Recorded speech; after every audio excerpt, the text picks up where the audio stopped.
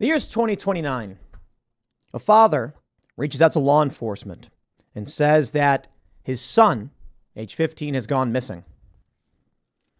The police tell him that they can't locate his child, but eventually social media posts surface and they get word about where this child is. The young son of this man was spending a lot of time on social media platforms like TikTok, watching prominent individuals talk about how amazing it was to get life-changing surgeries as a minor and how it's their right to decide for themselves who they are and what they want. Medication was the only way to be happy. And this young teenager who was confused by what they were seeing about what they were being inundated with decided they would flee to the state of Washington and the state of Colorado. Both, actually. You see, the child was going to head to Colorado first for irreversible gender surgeries and then seek shelter in Washington to hide their whereabouts from their father because the man on the internet said, your parents will never understand. And this is the only way you'll be normal and feel good about yourself. The father contacts law enforcement in these states upon learning about what's going on social media. And they say, we have no idea what you're talking about. And we won't assist you either. To prevent this man's child from getting castrated and then being smuggled off to another state to be hidden, he rounds up a couple of his buddies, former law enforcement and military, and they go and decide to track down this child on their own, which results in them getting into a standoff with law enforcement in Colorado. A shootout ensues. And, well, where we go from there, I don't know. Perhaps you can argue, as I've stated many times, this is the precursor to civil war or something to that effect. I don't know. It's just something I was thinking about. It's hypothetical. Because we have two stories. One from the post-millennial. Washington House passes bill to hide whereabouts of runaway children seeking sex changes. Then, of course, we have this from the Daily Mail. Colorado becomes first transgender tourism state. Democratic governor signs bill that allows children to travel for puberty blockers, even if drugs are banned where they live. Who knows where we will be in about 6 years? Now, perhaps 6 years' time, these states will have lost. The Supreme Court will have issued a federal ruling outlawing these practices on minors, and the story may be very different. But looking at a stories like this, worrying, most worrying is Washington passing a bill to hide the whereabouts of children. Think about how psychotic and evil that is. And if this does persist, and I believe there's no good reason to suggest it will not, it's going to lead to, I guess, violence. I don't see how these dominoes falling over lead to anything else. The only thing I can say is, for one, obviously nobody wants that. Maybe the extremists do, but regular people like us don't. But I'm not sure what we want matters because you have an increasingly polarized population. What one side views as extreme, the other side views as desirable in both directions. Now, of course, I fall into the anti-algorithmic manipulation camp, meaning as a traditional liberal, I find myself more in agreement with conservatives who are more resilient to this algorithmic manipulation. And maybe because traditional moral values kept their children and resulted in themselves actually being separated from the algorithmic crisis. I don't know for sure, but I'll put it this way. I grew up briefly going to Catholic school, and I wonder if strong moral foundations and parents who believed in things like parental restrictions results in people who did not get manipulated too heavily by the algorithms, though they did. Whereas the left, these are parents who are putting the iPad in front of their children, pressing play and walking away. This is the algorithmic crisis, and it's leading to politicians who support psychotic nonsense. Now, I want you to imagine what happens if my scenario is correct. What happens when parents try to save their kids? Let me phrase it another way. A young girl goes on the internet. She's depressed and confused. And there's a strange man who says drugs are desirable and tells these children to flee from their homes and go hide in states that will not return them because your parents just don't understand. What's the difference? We're talking about puberty blockers. We're talking about drugs. If a child is groomed on the internet and told to run away and hide, ladies and gentlemen, the current state of our country is that Washington will shield those, in fact, collaborate with those that seek to steal your children, harbor runaways, and then chemically castrate them. I hope you're ready for what that means. And I get it. A lot of parents are unwilling to do anything. Seriously. I can't tell you how many stories I hear from people who say it is desirable for their children to become indoctrinated in this way than for them to risk leaving and moving somewhere new. I genuinely, this is the craziest thing. When people are like, I can't just leave the city, Tim, I have kids. And I'm like, that's the reason to leave the city, because you have kids. You know, you take a look at what's going on in Chicago at the mass rioting, and it's like, so you have kids, you live in Chicago, and you're like, it's too difficult to leave. I have to think about my kids. Are you? Your kid's going to be walking home from school and they're going to get boots stomped by a roving band of marauders.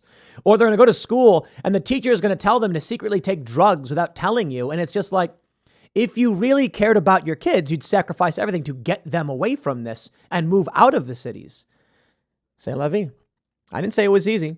People keep saying the same thing to me. They say, you don't understand, Tim, you don't have kids. And I'm like, never said I did. Never said I understood how easy it would be. Never said it would be easy. In fact, it might be the hardest thing you've ever done. I just don't understand the logic where it's like, I can't just quit my job. I have kids. And it's like, if you were in a building and the building started on fire and your kids were in the building, would you be like, I can't bring my kids out of this building? I mean, where will they sleep? Well, certainly not where the fire's at, but it's a slow creeping fire. And I think if you take a look at the severity of what's going on, then it's, I guess, easier to understand.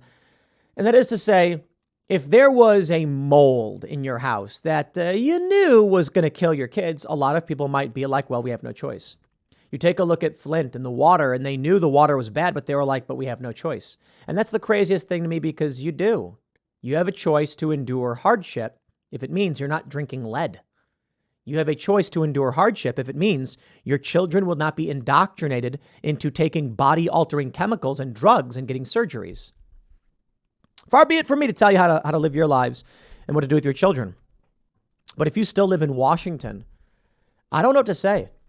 I mean, there will come a time where you, with your kids in Washington, will come back in a year or two to this video and say, why did I not listen? There's a story I read on, I think it was on Reddit, where a guy said that his daughter was trans, that she was identifying as a male, shaving her head, getting increasingly angrier and screaming at him and all that stuff. And they didn't understand what was happening. The schools were telling him that, you know, some kids are trans and he needs to affirm this. The father wrote how he knew that if he came out and rejected what was going on, that the city or the state would come and take his child away. And that in order to stay with his child, he decided to play along and then pulled a masterstroke, saying, thank you so much for helping my child. This is wonderful. My child is happy and I got a new job. So we're going to be moving, but hopefully we'll be able to find good treatment for my child where we move to. He took his daughter and he moved to the middle of nowhere, where within a few months, the child was completely back to normal. Hair was no longer dyed, not freaking out, not depressed, not angry, and surprisingly not trans. So it's almost like the social influence of the algorithms is warping people's brains. But this guy knew what he had to do to save his kids. Now for him, the fire was, his child was engulfed in it. And so he fled. But think about what this means for Washington and Colorado. Let's read the story here. Before we do, my friends, you can do a couple things. Become a member at timcast.com by clicking that join us button and supporting our work directly, or by going to castbrew.com and buying our coffee brand. I'm really excited.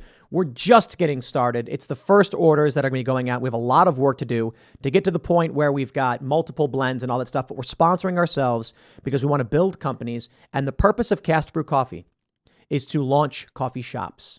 The first coffee shop is currently being built. It's in West Virginia. We have the building.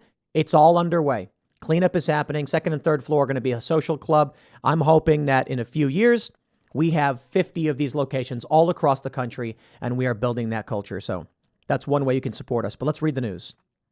Post-Millennial reports a Washington bill that would give the state government the power to hide the whereabouts of children seeking sex changes from their non-affirming parents has passed the House and Senate. SB 5599, supporting youth and young adults seeking protected healthcare services, is intended to give meaningful choices to young people who may not have supportive families at home, so they do not end up on the street, but instead have shelter options when seeking this life-saving care. However, critics are concerned that the bill will drive a wedge between parents and their child right at the point when open communication is vital. Okay. I mean, I only see one thing, to be completely honest. They're sterilizing people. They're sterilizing, castrating, and otherwise aborting, outright just eliminating their children. I'm going to say it again. I've been saying it a couple times, but if you went to someone and said, wow, that's really interesting how you live your life. Have you considered aborting your children? Do you like, is that a positive thing to say to somebody? I think it's, after hearing everything you have to say, I actually agree with you. I think you should have the right to abort your kids. Let's just do some simple math, my friends. A red state bans abortion. A blue state allows abortion to the point of birth. A red state bans child sterilization, sex change surgery, and a red state bans that. A blue state allows it. Let's just do the math. Red states tend to be conservative. They make it so that people who live in those states can't get abortions and can't sterilize their kids. In 20 years, red states will have larger populations than blue states. That just seems like basic math, don't you think? Quote, if it becomes law, SB 5599 would disenfranchise loving parents who deserve to have a say in the care of their teenage children, said Senate Republican leader John Braun in a press release. Children between the ages of 13 and 18 can already access these same health and mental services under Washington law without their parents' permission. The only thing SB 5999 would do is cause harm by driving a wedge between vulnerable kids and their parents at a time when a teen lacks the perception and judgment to make critical life-altering decisions. Under current law, licensed shelters must notify a parent if a child comes into their care unless there is a compelling reason to keep the child's whereabouts a secret. SB 5599 allows shelters to contact the Department of Children, Youth, and Families instead of the parents should the child be seeking an experimental sex change or reproductive services. Oh, man. I encourage conservatives to actually consume this media. I really, really do. The funny thing to me, conservatives haven't read the book Genderqueer, despite being very critical of it. I get it. There's depictions of adult activities in the book, but I think really they should read it so they can understand the ideology and the trauma that comes along with this ideology. And they should watch I Am Jazz and other shows like this. If you watch a show like I Am Jazz, Post-Millennial actually breaks it down. One of the funniest things about it is they wouldn't let Jazz Jennings get a tattoo because it's permanent, but the surgery was totally okay. Here's the reason I bring it up. In the show, I Am Jazz, we learn a few important things. Jazz Jennings is now dating women. A biological male transitioned at a young age by their parents. Jazz is now dating women. Interesting. Jazz never developed, let's just say, adult characteristics because of puberty blockers and cannot experience any kind of sex. Jazz, in order to receive bottom surgery, as they call it, let's just, I don't know what you'd call it, vaginoplasty, I guess, which doesn't really make sense because that's not what they're doing. In order to do this, what they typically do is what's called a penile inversion vaginoplasty, where they use the flesh from male genitals and then invert it into a wound and then pry the wound open to create a cavity where another male can then lubricate and pleasure himself by penetrating that wound. For Jazz, unfortunately, Jazz didn't have enough material due to puberty blockers, so they said colon. We could use that. The problem with that is it creates a wound that smells like feces. Again, I'm not trying to be a dick. This is actually the academic explanation of what it is. It creates a wound that smells of feces, and so it is typically not the preferred method of what they would call vaginoplasty. So they opted for taking abdominal wall lining, in which the doctor referred to it as an experimental procedure, as it had only been done on, I think it was 15 other patients. Do you think a child has the understanding of the world to engage in something like this? Do you think a child knows what it means to have or want to have a family and have children? My biggest fear in all of this, the first, is that people like Jazz Jennings or Dylan Mulvaney will come to self-harm, and I hope that doesn't happen. I hope these people get the help they need. But I want you all to think about this as it pertains to Washington and Colorado. I want you all to think about this clip from I Am Jazz, which I suppose I'm going to play. Let me pull this up because I wasn't intending on playing it, but I think I have to. So let's see if I can pull up the post-millennial Jazz Jennings, and I didn't have it pulled up because I wasn't planning on playing it, just mind you. And oh man, this is I just don't even know if I can pull this up, to be completely honest. All right, I'm gonna. So this is the story, which geez, this is insane. Okay, I'm gonna. It's on YouTube. I'm gonna pull it up, and I think you all need to hear this. So I'm gonna play this for you now. Watchful eye. They tend to go back to old patterns. I have woken Jazz out of a dead sleep and taken the dilator and put the lubrication on it and said, here, you take this and you put it in your vagina. If not, I will. See, this is what I'm talking about. So this is a clip that I think this is Brandon Tatum, Officer Tatum, had placed in. I think it's, I don't know. I saw it on YouTube.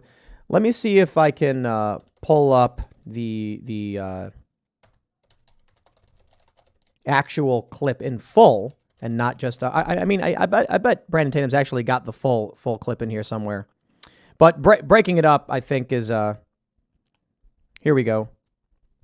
Oh, yeah, this is let's do it. Let's pull up the story here. Jazz Jennings' parents were worried about letting Jazz get a tattoo at 17 due to the permanence of it, but were okay with castration. This is the hypocrisy and the absurdity of what we're currently seeing, and this is the clip that I wanted to play for you. But with her, I'm worried about like her mental well-being and her dilation. The minute she leaves my house, we have a dilation problem. That is a concern. When you don't have that watchful eye, they tend to go back to old patterns. I have woken Jazz out of a dead sleep and taken the dilator and put the lubrication on it and said, here, you take this and you put it in your vagina. If not, I will. But Jazz is bad, even when I'm home once a day. I will be so mad if she goes away to college and that thing seals up. I will wring her neck. Can you imagine? Oh my God, I just can't, man. Can I contextualize this for you? This is a woman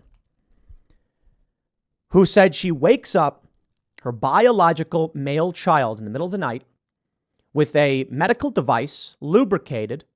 She instructs her child to shove it into a gaping wound between his legs.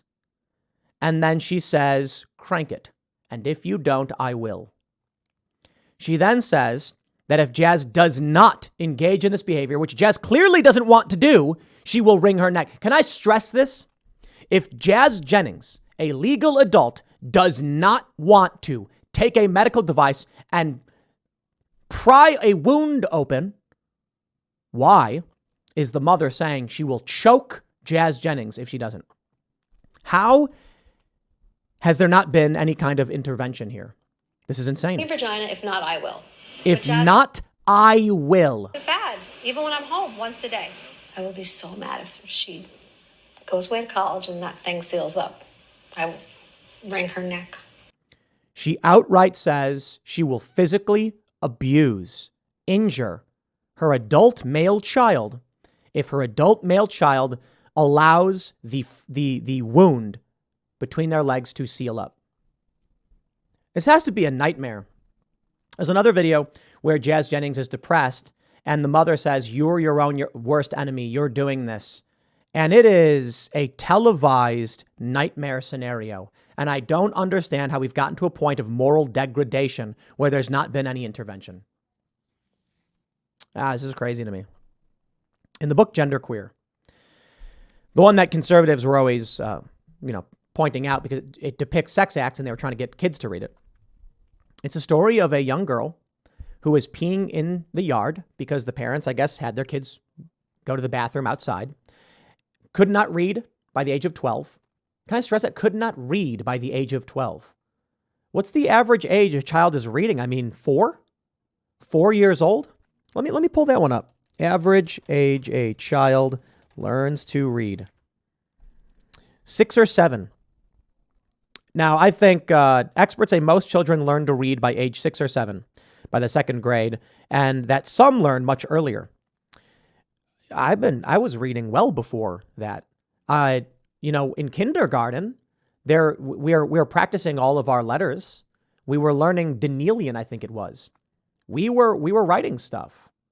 I guess maybe it was, because the school I went to, I don't know. But this woman didn't learn to read until 12, twice the age the average child learns to read. The parents of this woman had her wearing old blood-crusted pads when she was going through puberty, to the point where she smelled so bad, and it's all in the book, that the school had to intervene. So I wonder, how did it get so bad in this country that we have televised a mother saying she is physically, psychologically abusing her child? And it's entertainment. I have to wonder. But in the end, I can just say one thing. This is all happening around you. If you still live in these states, I don't know if I can express sympathy for you. There will come a time when, let me tell you, we had, I think it was Josie, the redhead libertarian, on this show. Josie is a libertarian, very, very anti-woke. She said one day her daughter came home and said that she was, I think, a lesbian. I think that's a story she told on Timcast IRL. And it's because the school told her daughter that, and her daughter didn't know. I have other friends who are staunch conservatives who said one day their daughter came home and said that they were pan or trans or gay. And they were like, what? Do you even know what that means? And the child was like, no. In one story, a little girl who was, I think, 10 years old said that they were pansexual. And their mother said, do you know what that means? And the child was like, it means I like everybody. And then the mom said, no, that means you want to kiss everybody. And the child's like, what? No, I don't. Like, well, that's what it means. Maybe you shouldn't say that. But the schools are doing this to your children. And so you have people who are thinking everything's fine. Not my family. We'll be okay. And what's happening in reality is that your kids, they're experiencing all this indoctrination. They're just not telling you. And you'll be lucky if they do. I've also heard stories. Oh, and mind you, both of these parents moved away from these places. I've also heard stories of people saying the moment they heard that rhetoric, their kid came to them and immediately said, hey, listen to this. This is what they're doing. They went, okay, we're done. We're getting out of here. I don't know what to say, man. These cities are falling apart. Crime is rampant. You've got horror stories like this. And now you take a look at what's going on in Colorado and Washington. And I can only say, like, my view of this is sooner or later, someone's going to lose it. Now in Nashville, they've begun passing laws to stop all of this. And what happened? A transgendered female got a gun and shot up a church and Christian school. Where's the media? Apparently nowhere to be found. They immediately shift away from this, begin turning it into a fundraising effort for Democrats because they're way better at narrative control than conservatives are. So here we are. The night is always darkest before the dawn, I suppose, but we're seeing it right before our eyes. You want to support this show, I guess? Share this video with your friends. Share these stories. Share the video of Jazz Jennings' mother and ask them if they think it's okay. And you know what you might find? They do. They do think it's okay. Your liberal friends and family, people just seem to think if only my friends knew the truth, they would be on my side. I don't believe it. Some of these people might just turn around and say, I don't care what's right. I care about what's popular. And those people are dangerous. And you're not going to convince them. I guess we'll just have to see. Next segment's coming up at 4 p.m. on this channel. Thanks for hanging out, and I'll see you all then.